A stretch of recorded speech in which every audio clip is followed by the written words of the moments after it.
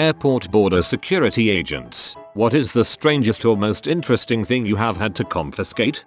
Former airport security for 9+ years. Seal bombs. Large firecrackers. Think M80. Used to scare seals away from fishing boats. An honest to God blasting cap. Guy went to jail. Lost his job. Was a powder monkey. Todd Palin, Sarah Palin's husband. Shaving cream. Human remains. Technically didn't actually take possession of them, but the courier was in a hurry, didn't follow proper procedures or get the proper paperwork for transport, and they almost missed the flight. This incident actually caused new procedures to be added to the SOP a few months afterwards. 20mm cannon round. A katana. That's some of the more interesting things. Of course there's all the more mundane things. Knives, ammo, flares, etc.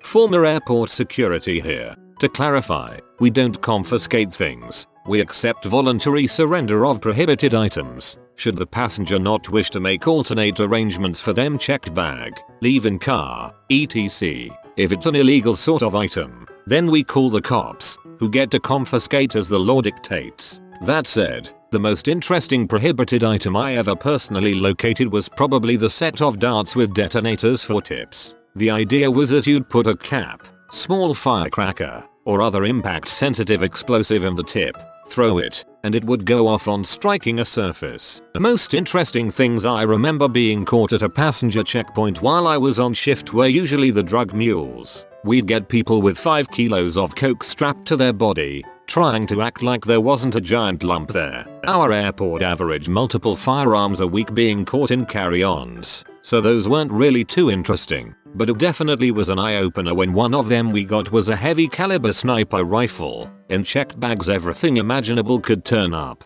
Some things were permitted there that weren't allowed in carry-ons, of course, but definitely not permitted were the still bleeding, and horribly smelly, pelts and severed heads of a pair of musk ox some unlicensed hunter tried to bring in across international borders. Had to shut down the conveyors for the airport's largest airline to get professional cleaning done after that idiot somehow got his bags thrown on the system. Air cargo has more flexibility still, but you still have to do the paperwork correctly, and be careful what gets shipped as cargo on passenger planes. Best violation I know of there from on my shifts was rifle-style fully automatic grenade launcher, with a clear polycarbonate body so its inner workings could be demonstrated for arms dealers, along with a box of its grenades. People try to fly with some seriously stupid, and sometimes dangerous, stuff. Not an agent myself. When I went through the baggage check at the airport, my bag was flagged. For some reason, my set of Cards Against Humanity that I brought with me got flagged by the machine. So, that SAR agent goes through my bag, finds the box, opens it and flips through the cards to see if there was anything up. Then she starts looking at cards and cracking up. So, there I am explaining to a SAR agent why I have a box of cards with crap like the Holocaust and a big black dong. I was just happy it wasn't my BDSM gear that was the issue. Boxes of cards or even books just look like dense, solid masses when being x-rayed. As a Magic player I know the pain. A crap ton of horse pee videos. I mean some real messed up stuff. We had to watch some of them to verify what they were to be submitted for the witness report and dang it was horrific. Not security, traveler. I was coming back from a school trip where I acquired a 5-pound gummy bear, didn't finish it on the bus to the airport, so I put it in my bag. Get called up by security, asking me what this red gelatinous blob was, explained, and the woman was amazed. She couldn't believe that something like that would exist, puts it back in my bag, to a bunch of high school students singing rap songs about how the Fed couldn't catch him. Not an airport security here but this happened 2 years ago. I'm in Dubai's international airport getting our luggages checked ready to head off to Turkey for holiday. One of the securities noticed the necklace I'm wearing, which was a bullet-shaped necklace that I've had since I was a very young child. He asked me to strip it off my neck and to hand it over for it to be scanned and opened to check if it's an actual bullet or if I'm smuggling any sort of drugs inside of it. After 30 minutes of investigation, The security approached me and said that he will not be giving it back to me even though he has opened it and has seen that there isn't anything inside. Had to leave off without it, which I was massively upset about. As many of you may or may not know, the security in Dubai's international airport is extraordinary. There isn't a single thing they won't inspect. If a person is carrying around a strange looking valuable, they'll hold them off for as long as they want just for the safety of others on the plane. Once, I've witnessed a goddamn teddy bear getting examined. My nephew has a bullet-shaped keychain. His teacher saw him with it in class and they started a CPS investigation. CPS told the school they were idiots. I used to travel about 1 week out of every month for a number of years for work. I traveled mostly domestically in Canada via Air Canada via every freaking airport in Canada. Sigh. Hate airports now. I also shave with a straight razor. For a while, when I traveled and actually checked my bag, I would take my straight razor to shave with. If and when I was doing a get off the plane and go or short overnights, I would take disposable safety razors from the drugstore, i.e. junk, instead of my trusty blade. Anyhow, I lost my straight razor sadly and got another. Didn't know what happened to it for solid year or more. Then, we found it. I had to buy another bag, wheeled kinda everyone has, and was emptying out my old friend and sidekick that had served me so well. In the small zippered area where I stuffed my sundry items and the carry-on bag, the pocket seam at the bottom was sewn with a fairly ridiculously large fold of fabric. The kind of fold where you find toothpicks, floss sticks, etc.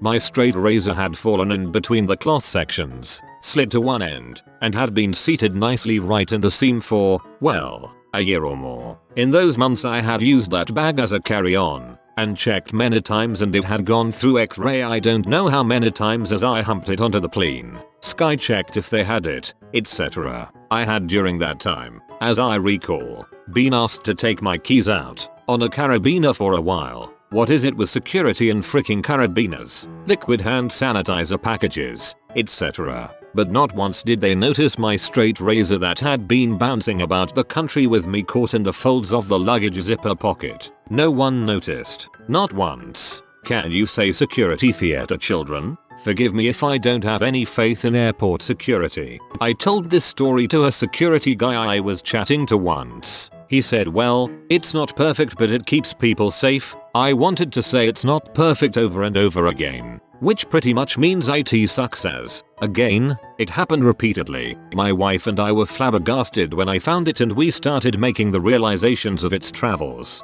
I was of course ecstatic to have my razor again, still my preferred blade next to my sink. Yes, this was well after 9/11. I had bag of gutter nails in my carry-on bag one time and they looked at it and the dude on the X-ray said it looks like there's something weird in your bag, but whatever. To be fair, I was wearing my Boy Scout uniform with the rest of my troop going to Philmont, New Mexico for camping, but still. I remember coming home from Geneva. 5 people from my school got caught with pink fluffy handcuffs in their suitcase. At the same time, I swear I almost got pulled aside cause I was looking around and sweating cause I was about to crap myself. Was walking behind a lady who got pulled aside and apparently had a 2-liter bottle of lube in her purse. We were going to Mexico. I got stopped and had to empty my entire bag for my dance shoes. To clarify, I had to explain that I do modern jive and I can't use normal shoes because they don't have smooth soles. In the end I had to show the guy a dance video. I was freaking out though because I can't afford to replace my shoes and my feet are difficult to size. I'm pretty sure he was bored because I've never been stopped since then. I travel to the competitions once a month at least and I'm cheap so only ever take carry-on. As a traveler I have a story. I was at a family member house for the holidays and while I was there I purchased a ton of books at a sale. The problem was I did not have anything to transport them. So my family members gives me his old briefcase to use. So when I went to the airport I was not thinking and had it with me when I went through security. They flagged me and took me to the side. They were very surprised to see a ton of books loaded in a briefcase. There was a couple laughs but then they let me go. WTH, no problem. Former SAR security officer. I worked during the early 80s, and the only thing I had to confiscate, ever, was a grenade that a returning soldier forgot he had with him. Aside from that, go right on in, sir. Never anything confiscated, but I knew someone in customs who was doing a random bag check of some guy. They found a pillowcase with dozens of women's underwear in it. Apparently he liked to collect them from women he had relations with. If the bag is vibrating, then we have to call the police. 9 times out of 10 it's an electric razor, but every once in a while, it's a corn cob. Of course it is company policy to never imply ownership in the event of a dildo. We have to use the indefinite article a dildo, never your corn cob. Agreed for international.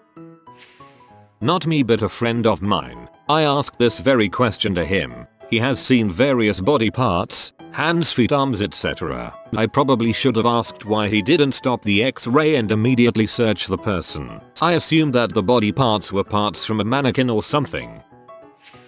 This was pre-9/11, but a woman had a very large corn cob. Think forearm. Turn itself on in the overhead. They emptied the plane and found it. It was more surprising since she was about 4'11". I once killed an infant for a snuff film. Not my proudest moment : No, you didn't. If you are new to the channel, you can subscribe. I publish new videos every day. Until then, check another video.